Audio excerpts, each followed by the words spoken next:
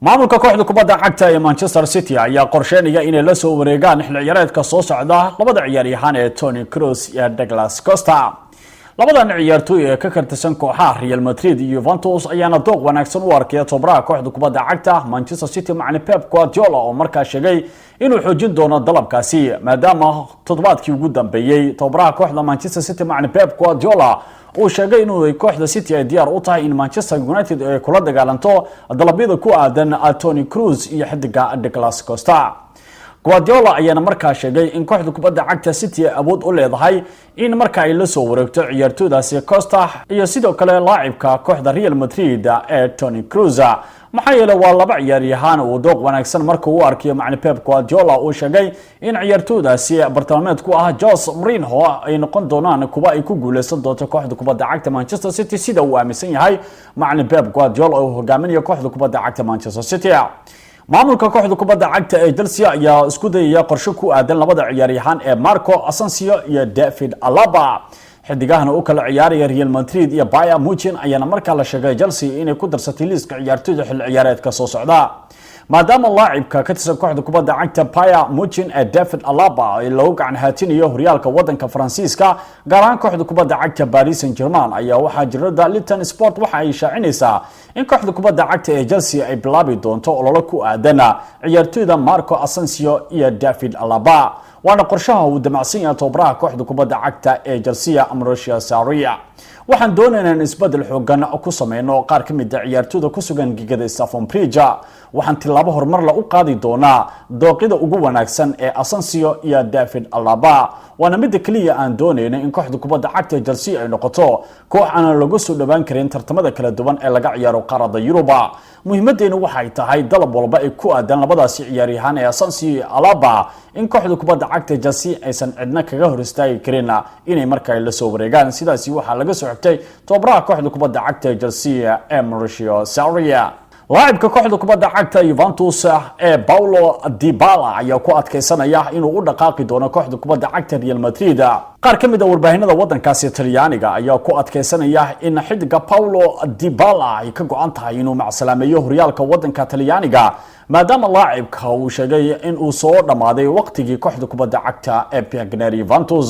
ciyaaryahankan ayaa soo jiidasho weyn u sameynaya madaxweynaha kooxda kubadda cagta Real Madrid ee Florentino Perez. waxa sidoo kale uu iska hakiyay dalabyadii ka soo gaaraya siiba kooxda kubadda cagta Barcelona iyo qaar ka mid ah kooxaha ka dhisan horyaalka Ingiriiska haba ugu horeeyaan Manchester United iyo kooxda kubadda cagta Manchester City. Paulo Dybala ayaana dhinaca kala sheegay inuusan ku qanci doonin wax walba ay u soo bandhigaan maamulka Juventus asagoo hadafkiisa uu yahay oo kaliya inuu u dhaqaaqo kooxda kubadda cagta Real Madrid. waana toddobaadkii saddexaad oo si isku mid ah ugu hadlaya wiilka reer Argentina ee Paulo Dybala inuu isaga dhaqaaqayo sanadka cusub ee kooxda kubadda cagta ee Piagneri Juventus. tababaraha kooxda kubadda cagta ee Tottenham Hotspur macallin Pochettino ayaa aad ula dhacay qaab ciyaareedka wariyaanka kooxda Inter Milan ee Keita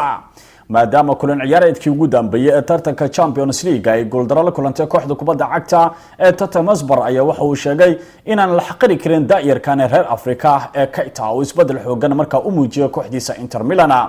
waxaan sameyn doonaa inaan helno dadaal aad u fara badan maadaama laacibkani tan iyo xilliga ka tirsanaa kooxda kubadda cagta ee Lazio horyaalka wadanka Talyaaniga ay si weyn u daneynayaan kooxaha ugu awooda badan ee ka dhisan horyaalada Ingiriiska iyo Spain. waxaa sidoo kale macallin Pochettino uu leeyahay waa ay dhici doontaa in laacibkaasi soo jiidasho xoogan ay u sameeyaan madaxda kooxda kubadda cagta ee Tottenham Hotspur. runtii waa ciyaaryahan laga faa'iideysan karo xifradiisa waana laacib qiiradiisu aad ugu sareyso xifrada kubadda cagta waana xidig si weyn markaa kaga dhex muuqday kooxda kubadda cagta Inter Milan. laacibkan ayuu ku tilmaamay macallin Pochettino in uu markaa mucjiso gaar ah u sito asagoo aad ula jeclaan lahaa kooxda kubadda cagta ee Tottenham Hotspur marka inuu ku soo biro laacibkan weerarka caanka ku ah Keita. qaar ka mid ah kooxaha ka dhisan horyaalada Ingiriiska iyo Talyaaniga ayaa si gaar ah u ceersanaya dalabka ku aadan laacibka qadka dhexe Paris Saint-Germain ee Andre Rabiot. Rabiot ayaana markaa la aaminsan yahay inuu isaga dhaqaaqi doono bishii January ee sanadka 2019 kooxda kubadda cagta ee Paris Saint-Germain. ciyaaryahankan Rabiot ayaa dalbanaya mushaaraad aad u fara badan oo ka qaadan doona koox walba marka uu diyaar u yahay inuu u dhaqaaqo. ciyaaryahankan kooxaha doonaya ayaa waxaa ka mid ah sida Manchester City, Barcelona, Manchester United, AC Milan iyo kooxda kubadda cagta Piagneri Juventus. koox walbana waxa ay aad u daneynaysaa inay la soo wareegto saxiixa ciyaaryahankaasi.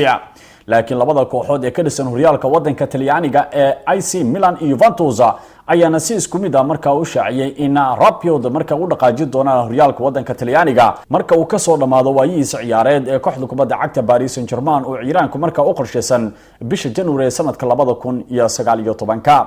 ayadoo sidoo kalena isbedel xoogan ay sameyn karaan kooxaha Manchester City, Barca, Man United iyo kooxda kubadda cagta ee Tottenham Hotspur.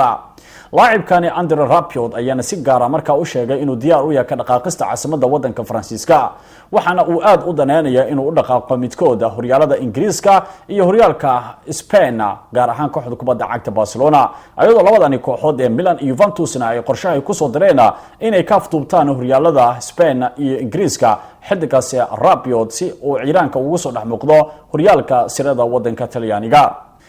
ugu dambeyntiina laacibka kooxda kubadda cagta ee Lille Nicolas Pepe ayaana markaa xusay inuusan kooxdiisa ka dhaqaaqi doonina maadaama xilligan ay si weyn u xiiseynayaan kooxaha ay ka mid yihiin Arsenal iyo kooxda kubadda cagta Barcelona. laacibkani Pepe ayaana markaa yiri wax waliba waxaan ku haysaa kooxda kubadda cagta Lille waxa sidoo kale aad ula dhacsanahay maamulaha kooxda kubadda cagta Lille oo isiiyay fursad aan ku soo bandhigo xifradeeda kubadda cagta. kooxda kubadda cagta Lille waxaan ka mid ahay hogaamiyaasheeda ugu muhiimsan waxaan doonayaa inaan la qaybsado wax walba ee soo wajaha kooxda kubadda cagta Lille ayaa laga soo xigtay laacibkani Nicolas Pepe.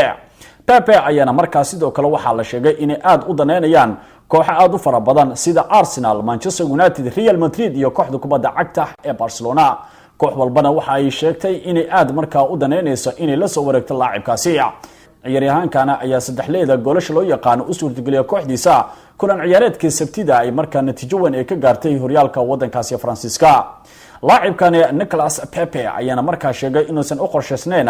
inuu isaga dhaqaaqo kooxda kubadda cagta Lille xil ciyaareedka soo socda waxa uu sidoo kale uu sheegay inuu ku faraxsan yahay in marka uu noqdo ciyaaryahan ay si weyn u hadlayaan kooxaha ugu awoodda badan ee ka dhisan horyaalada qaaradda Yurub.